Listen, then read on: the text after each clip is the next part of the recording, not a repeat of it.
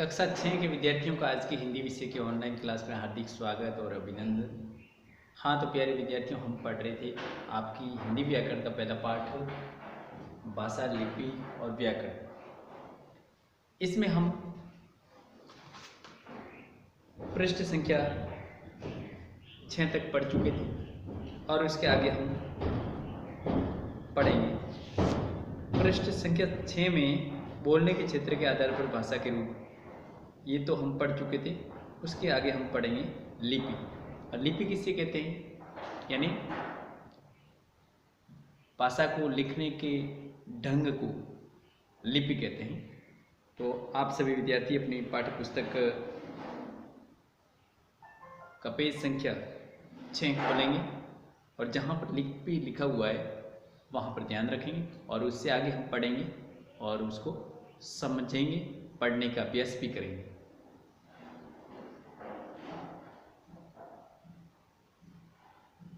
लिपि, स्क्रिप्ट। सभी भाषाएं एक ही तरह से नहीं लिखी जाती। हर भाषा के लिखने का ढंग अलग होता है।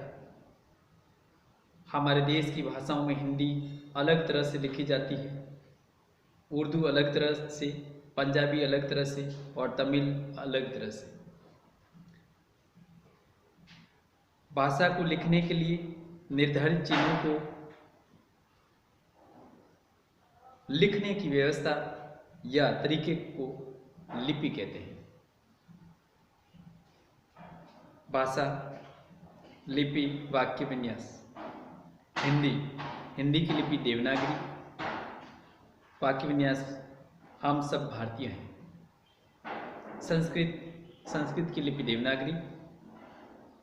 वयम सर्वे भारतीयाः सन्ति। अंग्रेजी की लिपि Roman. We all are Indians. Urdu की लिपि फारसी, जो कि इसके आगे लिखा हुआ है और वह भी यही प्रदर्शित करता है या यही प्रकट करता है कि हम सब भारतीय हैं, इस प्रकार से। उसके बाद में अगला बंगला की लिपि बांग्ला। वाक्य विन्यास इसमें दिया हुआ है, आप देखेंगे। उसके बाद में पंजाबी की लिपि है गुरुमुखी, जो कि आगे वाक्य विन्यास में लिखा हुआ है। हाँ तो देखिए, इसके बाद में अगला है पृष्ठ संख्या 7 पर आ जाइए सभी विद्यार्थी। व्याकरण को इंग्लिश में कहते हैं ग्रामर। संसार में जितनी भी भाषा हैं उन सब का अपना अपना व्याकरण है। व्याकरण क्या है, ये प्रश्न प्रायः हमारे मन में उठता है। वास्तव में किसी भाषा के नामकरण का सही ज्ञान होने पर ही हम उस भाषा को ठीक ठीक बोल और लिख सकते हैं। इस व्याकरण के ज्ञान से ही पता लगा सकते हैं कि कोई वाक्य शुद्ध है या अशुद्ध है। इस प्रकार व्याकरण की परिभाषा, भाषा को ठीक ठीक बोलने और लिखने का ज्ञान कराने वाले विशिष्ट ज्ञान को व्याकरण कहते हैं। व्याकरण के भाग, पार्ट्स ऑफ ग्रामर। व्याकरण के 3 भाग होते हैं। पहला वर्ण विचार, फोनोलॉजी। दूसरा शब्द विचार, मोर्फोलॉजी। तीसरा वाक्य विचार, सिंटैक्स। पहला वर्ण विचार, फोनोलॉजी। इसमें वर्णों के मौखिक व लिखित रूप पर विचार किया जाता है। दूसरा शब्द विचार, मोर्फोलॉजी। इसमें शब्दों के भेद, उत्पत्ति और रचना आदि पर विचार किया जाता है। तीसरा है वाक्य विचार, सिंटैक्स। इसमें वाक्य के अंग, रचना, विराम चिन्ह आदि पर विचार किया जाता है। अब इसके बाद में अगला है आपने सीखा। इसको आप सभी विद्यार्थी पढ़ेंगे, समझेंगे। मन के भावों और विचारों के आदान प्रदान को भाषा कहते हैं। भाषा के दो रूप होते हैं, मौखिक भाषा और लिखित भाषा। मौखिक भाषा का प्रयोग सभी लोग करते हैं, लेकिन लिखित भाषा का प्रयोग केवल शिक्षित लोग ही करते हैं। हमारे देश के संविधान में 22 भाषाओं को मान्यता प्रदान की गई है। हमारे देश की राजभाषा हिंदी है। प्रत्येक वर्ष 14 सितंबर को हिंदी दिवस मनाया जाता है। भाषा के लिखने के ढंग को लिपि कहते हैं। व्याकरण के ज्ञान से हम भाषा को ठीक ठीक लिखना और बोलना सीखते हैं। अब इसके बाद में है प्रश्नावली। यहाँ पर जितने भी प्रश्न दिए गए हैं उनके अब उत्तर लिखना है, लेकिन ये उत्तर लिखने से पहले एक बार आप सभी जो मुख्य मुख्य परिभाषा हैं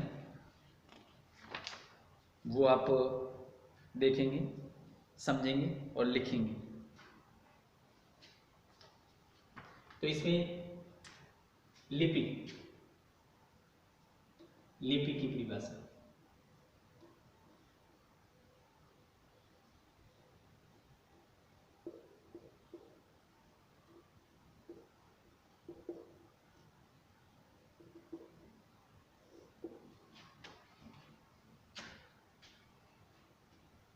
भाषा को लिखने के लिए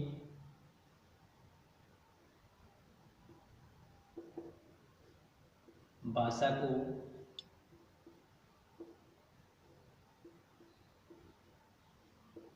लिखने के लिए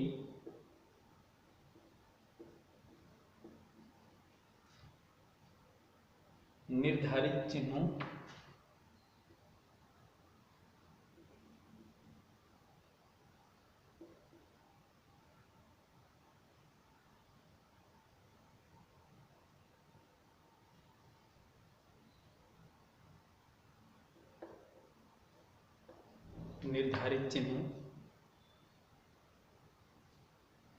को लिखने की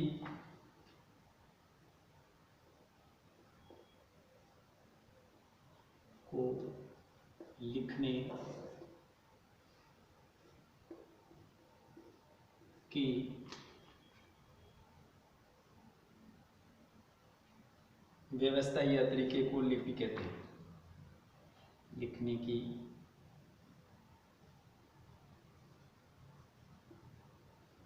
व्यवस्था या तरीके को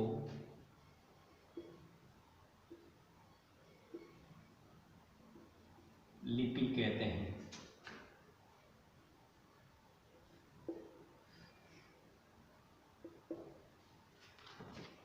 उसके बाद में अगली परिभाषा है व्याकरण की परिभाषा। व्याकरण किससे कहते हैं?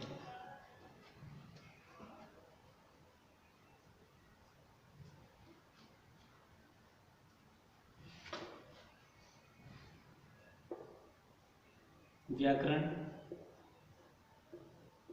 की परिभाषा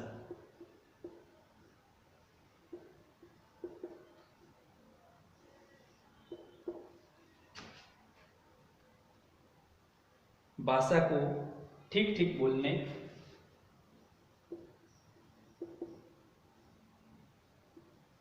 भाषा को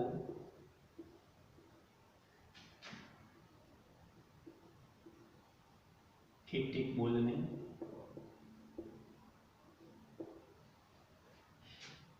और लिखने का ज्ञान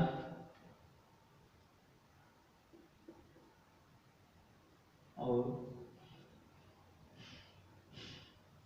लिखने का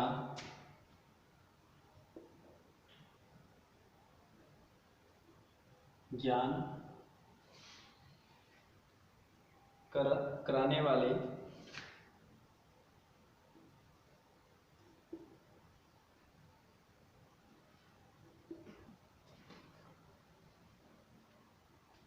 विशिष्ट ज्ञान को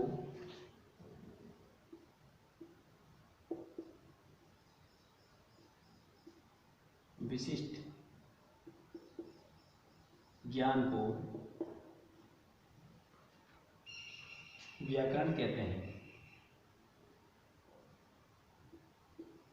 व्याकरण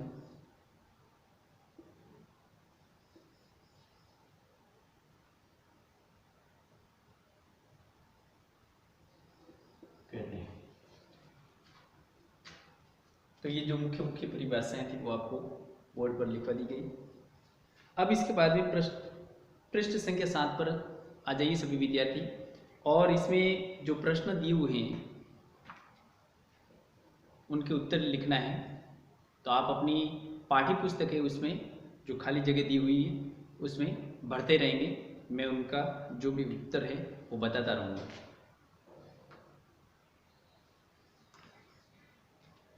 क, सही विकल्प पर सही का निशान लगाइए।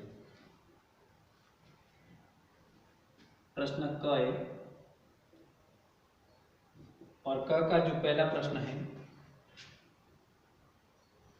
मैं यहाँ पर प्रश्न लिखूंगा नहीं, आपकी पाठ्य पुस्तक है उसमें लिखे हुए हैं, आपको समझ करके उस पर सही का निशान लगाना है। हाँ तो देखिए प्रश्न संख्या पहला, विचारों के आदान प्रदान का साधन है।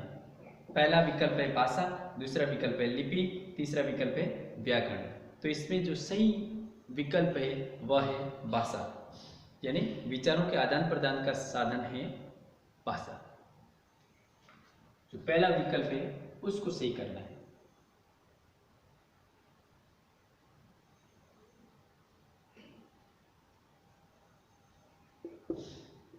लिखा हुआ है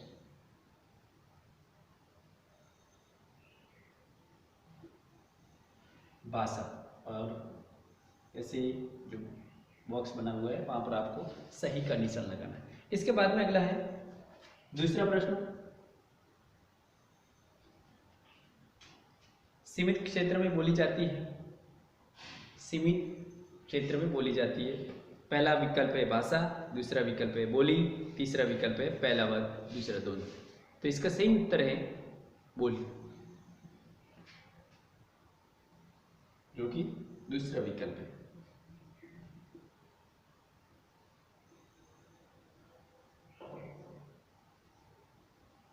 आपको सही का निशान लगाना है। इसके बाद में तीसरा प्रश्न, भाषा के लिखने का ढंग कहलाता है तरीका, व्याकरण या लिपि। यानी 3 विकल्प बताए हुए, पहला विकल्प तरीका, दूसरा विकल्प व्याकरण और तीसरा विकल्प है लिपि। इसका जो सही उत्तर है वह है लिपि।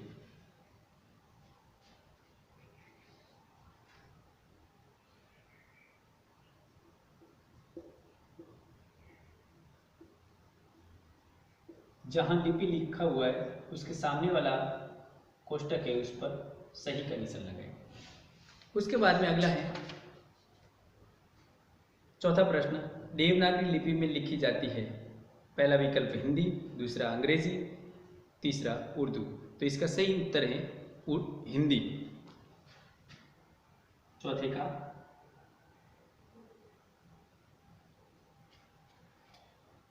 पहला विकल्प है वही सही है हिंदी,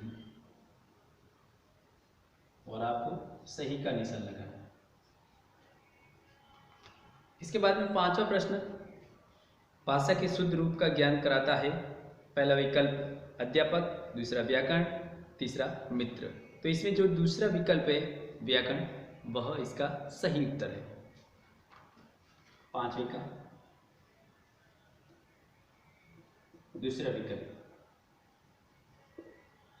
व्याकरण लिखा हुआ है और उसके सामने कोष्टक है, उसको सही करना है। तो ये आपका पहले पार्ट का जो प्रश्न संख्या का के जितने भी प्रश्न थे वो सारे करवा दिए गए। अब उसके बाद में है प्रश्न संख्या ख, रिक्त स्थानों की पूर्ति कीजिए। प्रश्न संख्या ख,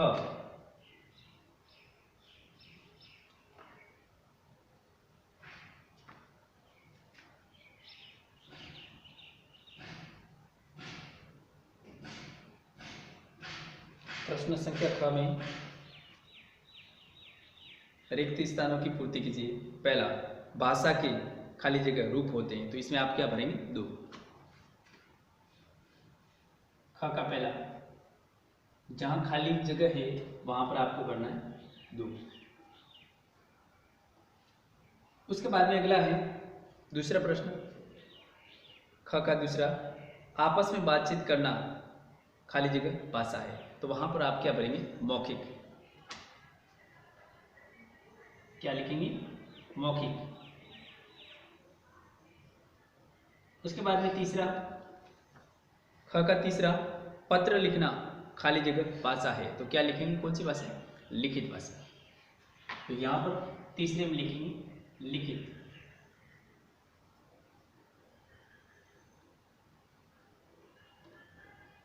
उसके बाद में ख का चौथा, पंजाबी भाषा खाली जगह में लिखी जाती है, तो इसका सही जवाब है गुरुमुखी लिपि।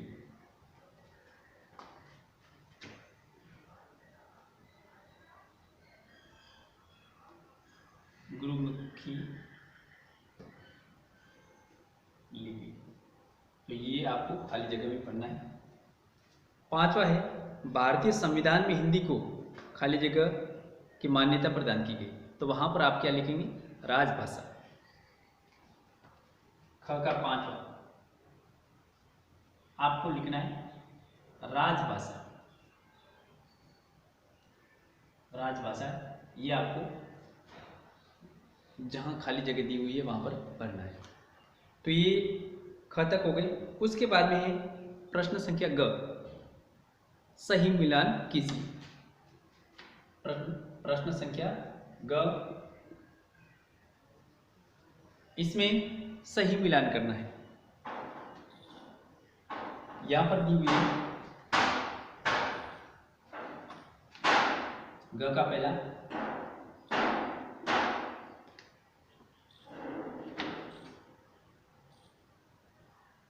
संस्कृत,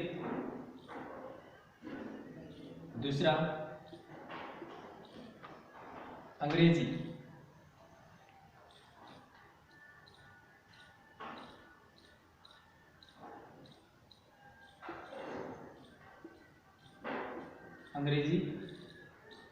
तीसरा है पंजाबी,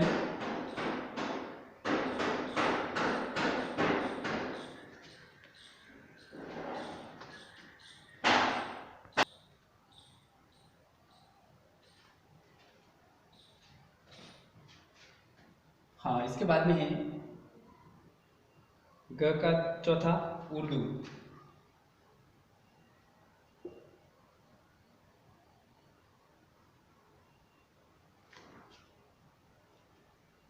और यहां पर आगे दिया हुआ है रोमन संख्या में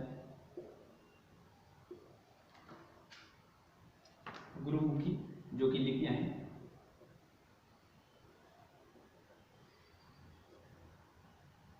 दूसरी है फारसी,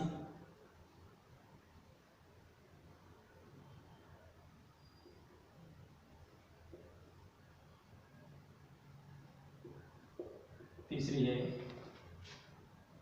देवनागरी,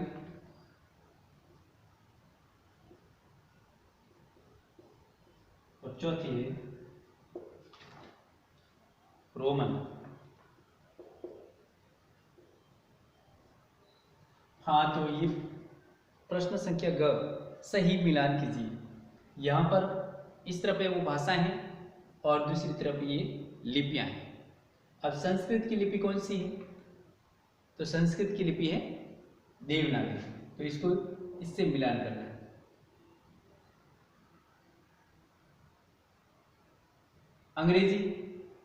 अंग्रेजी की लिपि कौन सी है? रोमन, तो अंग्रेजी को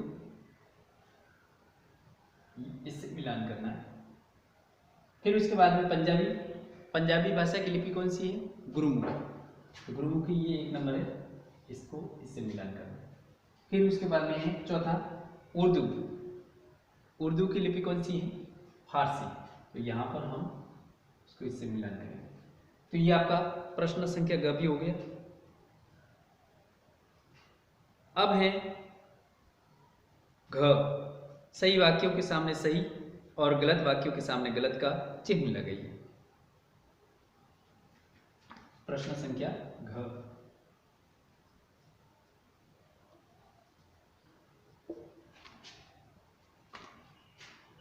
घ का 1 2 3 4 और ये 5।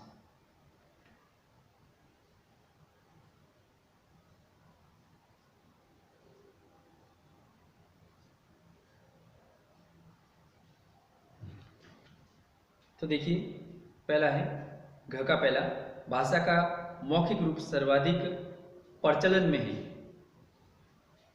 तो आप इसको सही मानेंगे और यहाँ जो सामने कोष्टक दिया हुआ है उस पर सही का निशान लगाएंगे।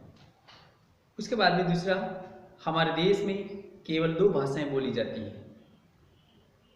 हमारे देश में केवल 2 भाषाएं बोली जाती है, जो कि गलत है। हमारे देश में बहुत सारी भाषाएं बोली जाती है, 2 भाषाएं नहीं बोली जाती है। तो ये जो है गलत कथन है, यहाँ पर गलत चिन्ह लगाना है। तीसरा, हमारे देश की राजभाषा हिंदी है। तो ये सही है, ये कथन सही है। हमारे देश की राजभाषा है वह हिंदी है। तो इसको आप सही करेंगे, सही का निशान लगाएंगे। उसके बाद में प्रश्न संख्या 4, सभी भाषाओं की लिपि एक ही है। सभी भाषाओं की लिपि एक नहीं होती, यानी ये जो कथन है वह गलत है। तो यहाँ आप क्या लगाएंगे, गलत का निशान लगाएंगे। 5वां, संसार की प्रत्येक भाषा की अपनी व्याकरण होती है। तो ये कथन बिल्कुल सही है। तो यहाँ पर आप क्या करेंगे, सही का निशान लगाएंगे। तो ये आप देखिए प्रश्न संख्या घ तक तो करवा दिए गए। उसके बाद में है प्रश्न संख्या ग, अंतिम।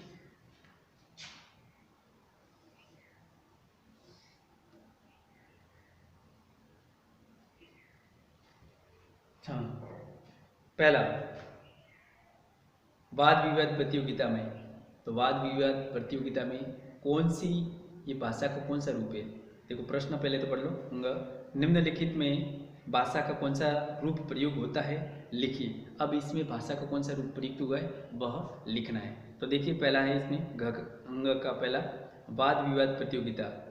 वाद विवाद प्रतियोगिता में तो भाषा का कौन सा रूप है, मौखिक। तो आप यहाँ पर का पहला है, पहले में लिखेंगे मौखिक।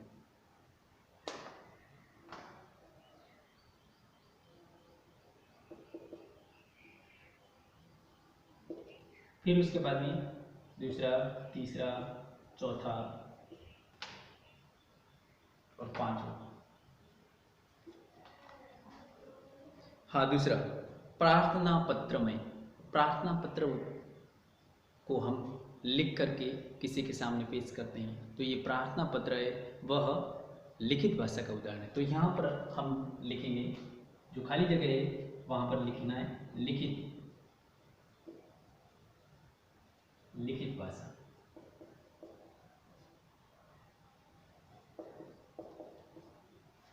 तीसरा, टीवी पर, टीवी मौखिक भाषा।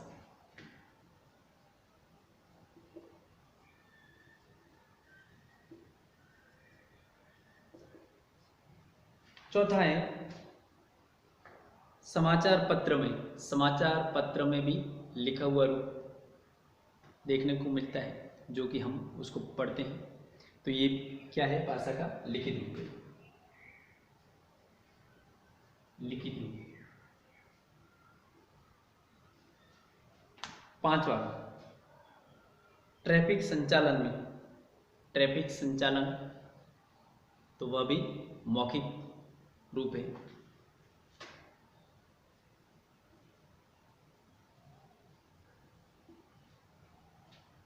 तो देखिए आपके तक प्रश्न पूरे हो गए। और जो च वाला प्रश्न है, तो इसमें आपको कुछ प्रश्न करवा दिए गए थे और कुछ बाकी। हाँ, तो देखिए प्रश्न संख्या 1 से 3 तक तो करवा दिए गए थे।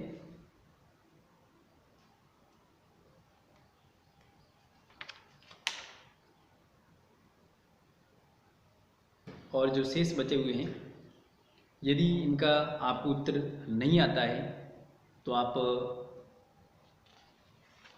कोई भी किसी भी प्रकार का डाउट है या संदेह है तो लिख करके बता देना। और आज की कक्षा यहीं पर समाप्त होती है और आज का जो कक्षा कार्य और गृह कार्य मीट्स योर पेरेंट ऐप में दे दिया जाएगा, उसमें से देख करके आपको पूर्ण करके समय पर सबमिट करना है। धन्यवाद।